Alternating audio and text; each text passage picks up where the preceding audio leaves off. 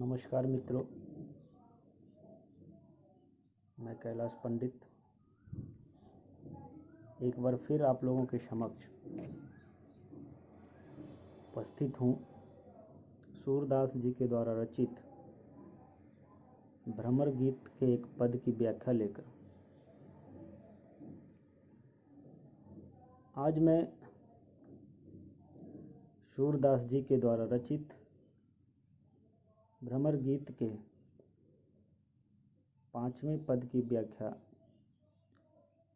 आप लोग के समक्ष प्रस्तुत करूंगा। पद की व्याख्या करने के पहले हम थोड़ा बातें कर लेते हैं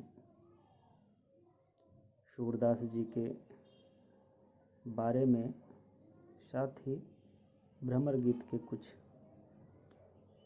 महत्वपूर्ण तथ्यों के बारे में। जैसा कि आप लोग जानते हैं कि सूरदास जी हिंदी साहित्य जगत के सूर्य कहलाते हैं एवं इन्हें हिंदी साहित्य के इतिहास के काल विभाजन में पूर्व मध्य काल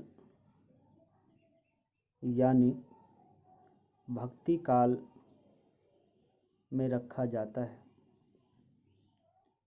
ये भक्ति काल के शगुन भक्ति धारा के कृष्ण भक्ति परंपरा के मूर्धन्य एवं सर्वश्रेष्ठ कवि माने जाते हैं।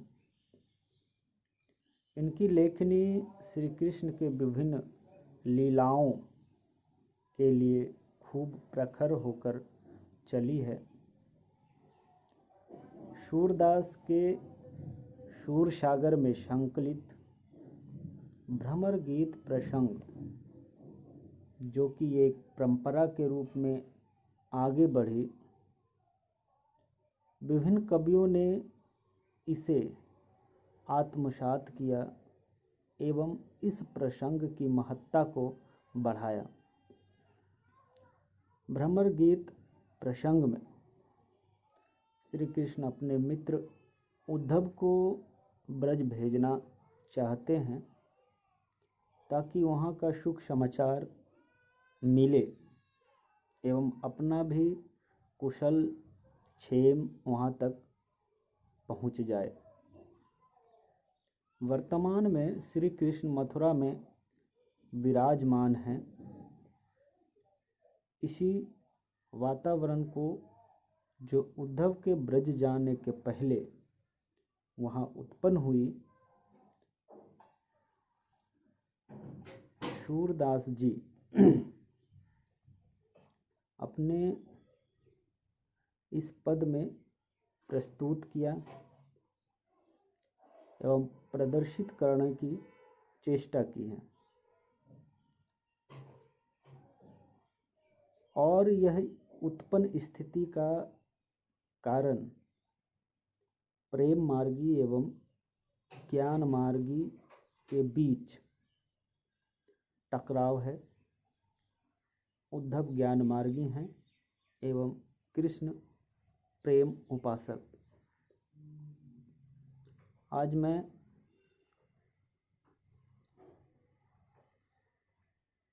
इस पद की व्याख्या करने से पहले पद को आप लोगों के सामने रखने का कोशिश करता हूँ। यह पद राग रामकली में लिखा गया है, जिसे प्रायः सुबह के समय गाया जाता है। पद को मैं गाने की और लय के साथ प्रस्तुत करने की कोशिश करता हूँ। पद इस प्रकार हैं। जदुपति लखियों तेहि मुस्कान, कहत हम मन रही जोई, सोई भई यह बात। बचन प्रगट करन लागे, प्रेम कथा चलाए। सुनहु उद्धव मोहि ब्रज की सुधि, नहीं बिसराए। रैनी सोबत चलत जागत, लगत नहीं मन यान। नंद जसुमति नारी नर, ब्रज जहाँ मेरो प्राण। कहत हरि सुनि उपंग सुत, यह कहत हूँ रस रीति। सूर चित ते तरति नाही, राधिका की प्रीति। यह पद थे। अब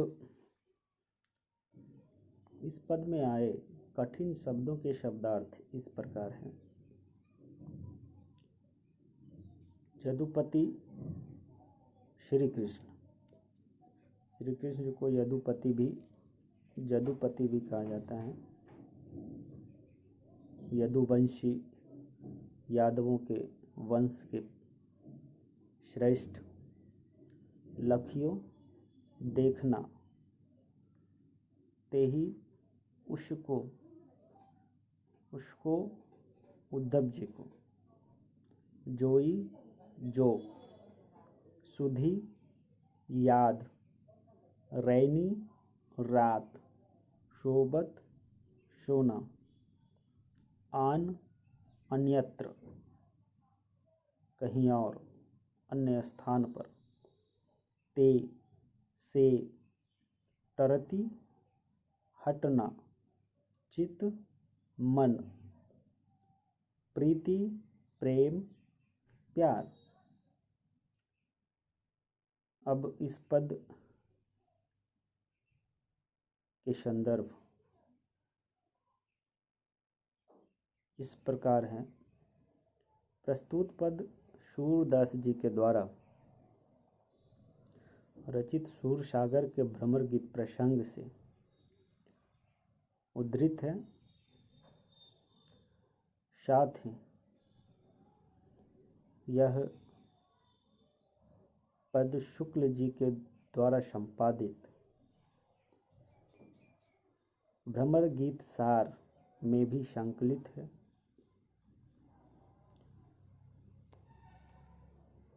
प्रसंग इस पद का इस प्रकार है। सूरदास जी इस पद में उस वातावरण, उस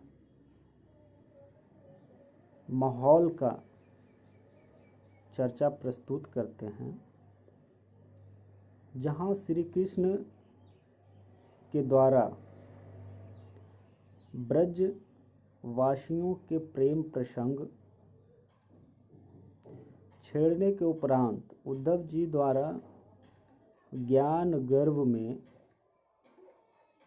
व्यंग से मुस्कुराना श्री कृष्ण ताड़ लेते हैं, देख लेते हैं और स्थिति को समझते हैं। इसके बाद भी श्री कृष्ण ब्रज की स्मृति का कारण प्रेम को उद्धव जी के सामने प्रदर्शित करते हुए अपनी मानसिक पीड़ा व्यक्त करते हैं। साथ ही उद्धव के मन में ज्ञान की जगह प्रेम भाव को स्थापित करने का पुनः प्रयास करते हैं। श्री कृष्ण सब कुछ समझने के बाद भी कि उद्धव जी मेरे ऊपर मुस्कुरा रहे और एक उपहास की दृष्टि से कि मैं प्रेम, उस लौकिक प्रेम में पड़ा हूँ जो उनके दृष्टिकोण से तुच्छ है, छीन है, इसका कोई आधार नहीं, इसका कोई औचित्य नहीं। परिस्थिति को ताड़ते हुए पुनः प्रसंग, इसके पहले वाले पद में जो प्रीति के प्रसंग चलाए थे वह पुनः अपने स्मृति, प्रेम की स्मृति जो ब्रजवासियों के प्रति है और जो ब्रजवासियों का कृष्ण के प्रति प्रेम है, उसका पुनः चर्चा छेड़ते हैं। अब इस पद की व्याख्या देखते हैं क्या है। जदुपति लखियों ते ही मुस्कात। श्री कृष्ण लखियों देखते हैं, ते ही मुस्कात, ते ही उद्धव जी को मुस्कुराते हुए। उद्धव जी को मुस्कुराते हुए श्री कृष्ण देखते हैं। उद्धव जी किस कारण से मुस्कुरा रहे हैं, इसका भी भान श्री कृष्ण को हो जाता है। श्री कृष्ण के इस लौकिक प्रेम में पड़ने की स्थिति को उद्धव जी निराधार मान रहे हैं। सभी परिस्थिति को समझते हुए श्री कृष्ण पुनः उद्धव जी को प्रेम का पाठ पढ़ाना चाहते हैं। इसके पीछे उद्देश्य है कि हो सके उद्धव जी इन सारी बातों को सुनने और मेरे स्मृति से उत्पन्न दुख और पीड़ा को समझने की कोशिश करेंगे। आगे कहते हैं, कहत हम मन रही जोई सोई भई यह बात। श्री कृष्ण कहते हैं कि उद्धव जी आप मुस्कुरा रहे हैं और वो मन में सोचते हैं कि जो मन में मैं कह रहा था, जो मन में मैं सोच रहा था, जोई जोई सोई भई यह बात, जो मन में मैं सोच रहा था सोई वही बात हो गई। इस ज्ञान मार्गी उद्धव को समझाना इतना आसान नहीं है। उद्धव अपने दर्शन, ज्ञान और योग के हठधर्मी प्रेम की भाषा को समझने के लिए बिल्कुल तैयार नहीं है। वही बात हो गई जिसका मुझे डर था। आगे है, वचन प्रगट करन लागे प्रेम कथा चले। इतना सब कुछ समझते हुए श्री कृष्ण फिर से एक बार उद्धव जी के समक्ष अपनी वाणी रखते हैं, अपनी बातों को प्रकट करते हैं और फिर से प्रेम की कथा चलाते हैं। प्रेम के प्रसंग को फिर से उद्धव जी के समक्ष छेड़ देते हैं, यह जानते हुए कि उद्धव जी इन सब स्थितियों को समझ नहीं रहे हैं। वह पुनः एक बार कोशिश करते हैं और ज्ञान के ऊपर प्रेम को स्थापित करने का सफल प्रयास करना चाहते हैं। सुनहु उद्धव मोहि ब्रज की सुधि नहीं बिसराए। बोलते हैं कि उद्धव जी सुनिए, मुझे सुधि याद, स्मृति, मुझे ब्रज की यादें, वहाँ के सभी लोगों के द्वारा प्रदान किए गए प्रेम को मैं नहीं भूल पा रहा, नहीं बिसरा पा रहा। उद्धव जी सुनिए, मेरी स्थिति कुछ ठीक नहीं है। उन यादों के कारण मैं विचलित होता हूँ, मैं दुखी होता हूँ, मेरे दिल के अंदर पीड़ा होती है, मन व्यथित होता है। आप सुनिए और मेरे इस वियोग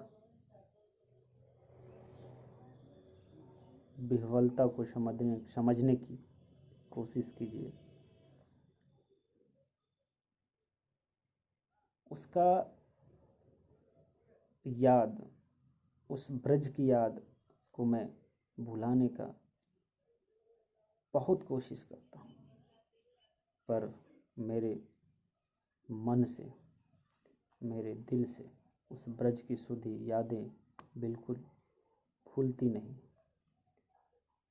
मेरे दिलो दिमाग से वे यादें बिल्कुल ओझल नहीं होती। ऐली शोबत चलत जागत लगत नहीं मन आन। कहते हैं श्री कृष्ण कि हे उद्धव जी, मेरे मन की स्थिति के बारे में जानिए। मेरा जो अभी स्थिति है कि रात में मैं सोते समय, दिन में चलते समय और जब दिन में मैं जागता हूँ, बिल्कुल मन नहीं लगता। इनके अन्यत्र, इन जगहों के अलावे भी और कहीं हमारा चित्त, मेरा दिल नहीं लगता है। हर एक समय, प्रत्येक क्षण ब्रज की स्मृति मेरे मन मस्तिष्क को घेरे रहता है और हमारे दिल से ओझल नहीं होता है। तो मैं कैसे सुखी और शांति से रह पाऊंगा? और वे यादें मुझे बहुत विचलित करती हैं, परेशान करती हैं, दुखी करती हैं। कहीं भी मन नहीं लग रहा।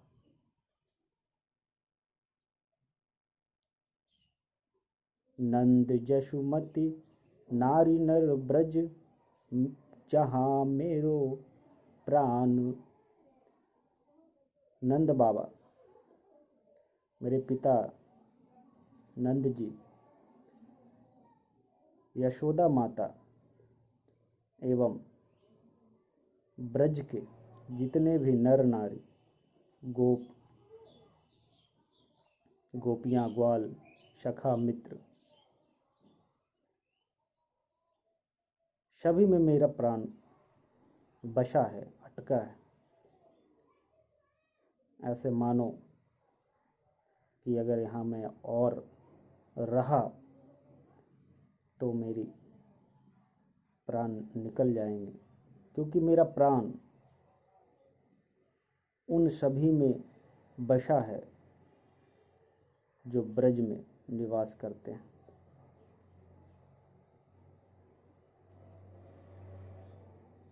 मेरा आत्मा ब्रज में निवास करता है और मैं जो एक स्थूल शरीर लेकर मथुरा में निवास कर रहा हूँ, ऐसी स्थिति यहाँ उत्पन्न हो गई है।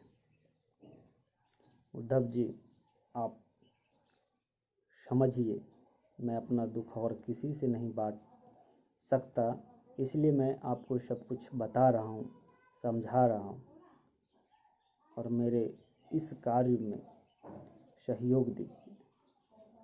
मुझे इस कार्य में सफलता प्रदान कराने में योगदान दीजिए। कहत हरि सुनि उपंग सुत, यह कहत हो रस रीति। श्री कृष्ण कहते हैं कि हे उद्धव, उद्धव जी सुनो। उपंग सुत, उद्धव जी सुनो। श्री कृष्ण कहते हैं कि हे उद्धव, मेरी बात सुनो। आप मेरे बात को समझने की कोशिश क्यों नहीं करते हैं? सुनिए। यह कहत हूँ रस रीति,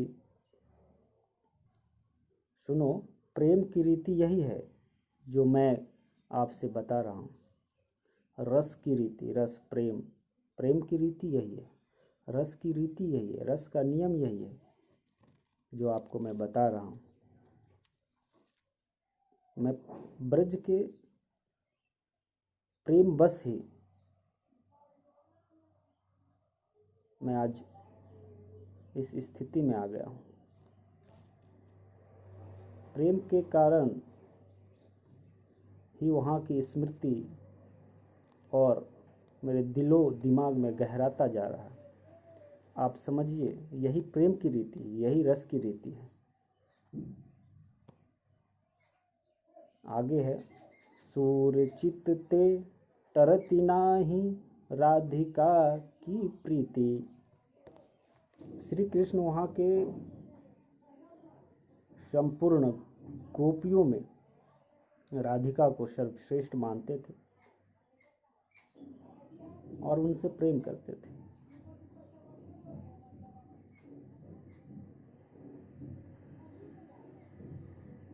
जो पहले के पदों में मंत्री शब्द का आभास हुआ था और मंत्री शब्द प्रकट हुआ था, वह मंत्री शब्द राधा जी के लिए आया था। तो श्री कृष्ण कहते हैं कि ब्रज में जितने भी गोपियां हैं, मेरा लगाव सभी गोपियों से है, पर उन गोपियों में सर्वश्रेष्ठ राधिका, राधा जिससे श्री कृष्ण प्रेम करते हैं, उनको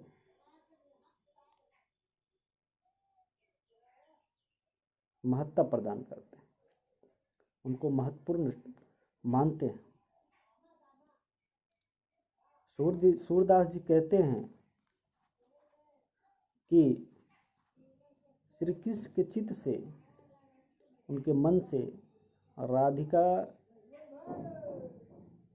के प्रति जो प्रेम है, प्रीति है, वह टरता नहीं है, हटता नहीं है, ओझल नहीं होता। सबसे ज़्यादा बेचैनी, सबसे ज़्यादा प्रेम की उत्सुकता यदि किसी से है तो वह राधिका से है। राधिका के प्रति जो प्रेम है, वह श्री कृष्ण जी के मन से, आत्मा से, दिल से एक क्षण के लिए भी ओझल नहीं होता, वह हमेशा स्मरण में रहता है। अब आप लोगों के समक्ष इस पद के साहित्यिक सौंदर्य के बारे में चर्चा करते हैं। यह पद स्मृति संचारी भाव की प्रधानता के साथ आया है। इसमें श्री कृष्ण अपनी स्मृति को पुनः उद्धव जी के सामने प्रकट कर रहे हैं।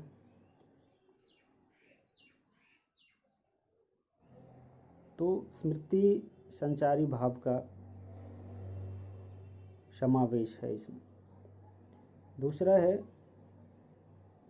एक पंक्ति है, नंद जसुमति नारी नर ब्रज मेरो जहाँ मेरो प्राण। इस पंक्ति में वात्सल्य मूलक रति, वात्सल्य मूलक या कह सकते हैं वात्सल्य भाव की अभिव्यंजना हुई है। यशोदा माता का श्री कृष्ण के प्रति जो वात्सल्य प्रेम है उसकी अभिव्यंजना यहाँ हुई है। और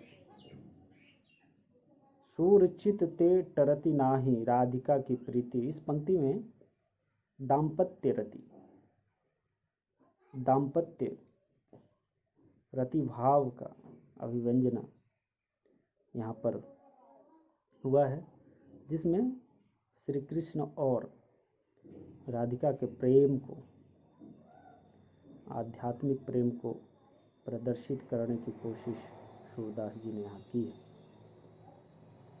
एक शब्द आया मुस्कात।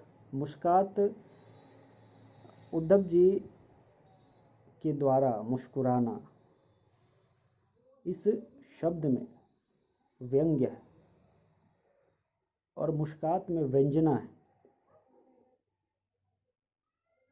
यह मुस्कात या मुस्काना शब्द जो यहाँ प्रकट किया गया उसमें व्यंग की प्रधानता है।